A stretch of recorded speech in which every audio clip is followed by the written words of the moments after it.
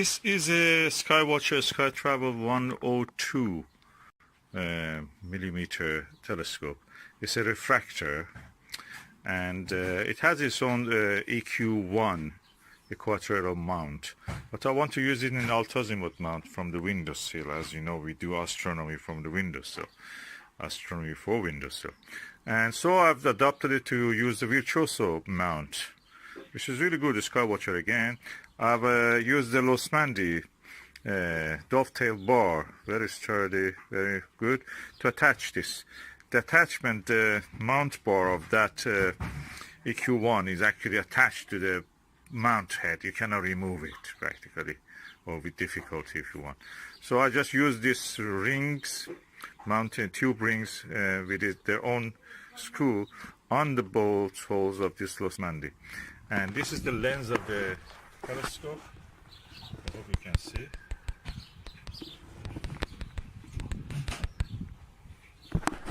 And this is what it looks like.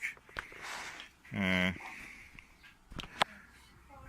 let us find the target and look at it. Okay, it's the view through my Ostara 40mm wide angle eyepiece. This is what you see. There is a very good eye relief with this eyepiece, and the telescope itself also. Number for this telescope means the focal length of the telescope divided by the diameter of the objective, which is in this case 102mm, and the focal length is 500mm. The F number then is 4.9, makes it quite a wide angle for such aperture. It is really quite wide angle. So in a normal way, you'd expect a lot of aberration, chromatic aberration, and also probably even spherical aberration. But in this telescope, it seems they have done the two lenses, which is a doublet of this refractor, they form it. They have a space between them, and that spacing has actually, in a way, has improved the chromatic aberration in a very good way. So, so the chromatic aberration is improved, and we have a less effect due to that. So let me go on a bright object, like the branches of the tree against the background of a sky, and see how it will perform there. So we are now looking at a situation that normally any telescope will have some chromatic aberration. It's almost non-existent.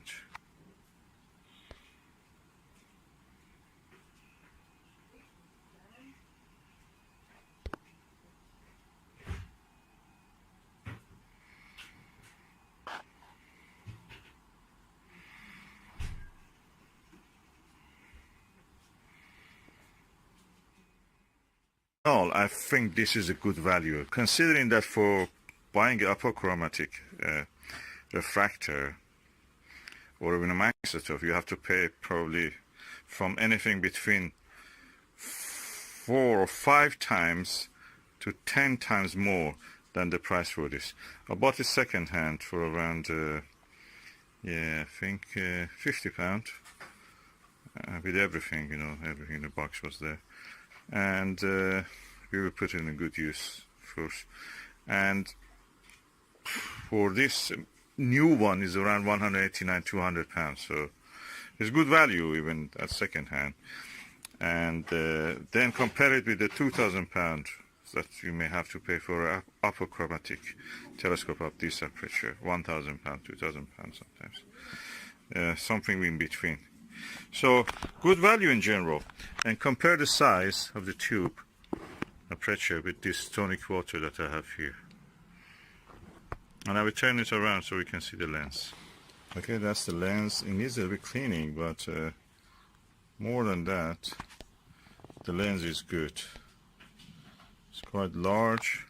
It has a lens cap, it has the eyepiece, it has everything that needs to start your working on the planets and stars. I'm looking forward to have a clear sky, probably not tonight because as you can see it's doom and gloom and cloudy. but I will try it on Jupiter, Saturn. Deep sky object probably will be the best usage for this telescope. Like star clusters, galaxies, it has a big objective lens. So it's 4-inch telescope, refractor, very good, capable, and hopefully it will be performing for us.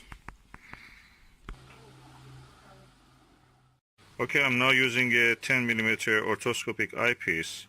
As you can see, the image is really good and crisp. I see a slightly purple fringing, but you may not notice it. In the corner of the image you may see some violet coloring. But other than that, it's good. So probably we can use this. Any of these fruits you see there will be the size of the Jupiter or Saturn, with the rings of it, of course, in the viewing. Unless we say that they may be too bright and the brightness may ruin the image.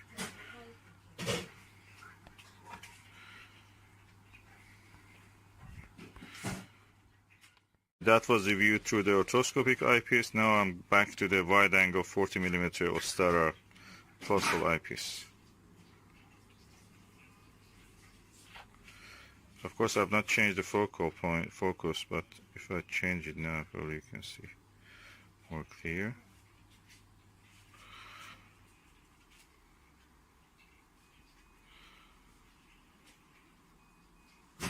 All in all, I think the optics of this telescope is really good.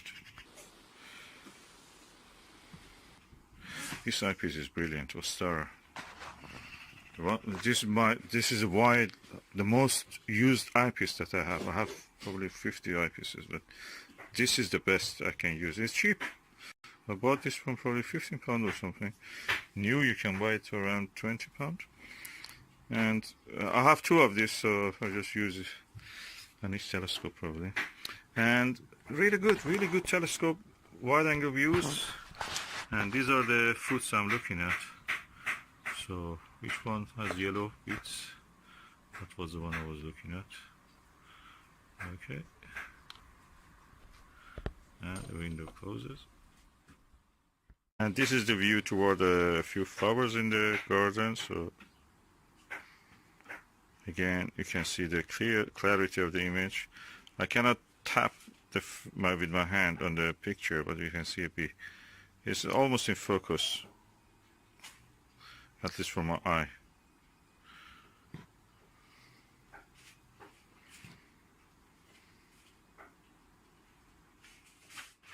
The image quality, I'm really impressed, and the ease of movement, and you can see almost I can point it to the zenith. And the arrangement is really good. It's better than the other telescope that I have. You can almost point it to the zenith.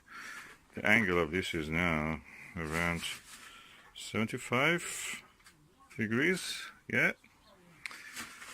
And it's like Vega. If it is real high, you can look at this. And nice. I'm happy with this Losmandy. Really saved the day. Without this Losmandy. That's from my Mead LX9T gyroscope for that. So it has its own rings, and this Vixen, or Losmandy dovetail. Really helpful.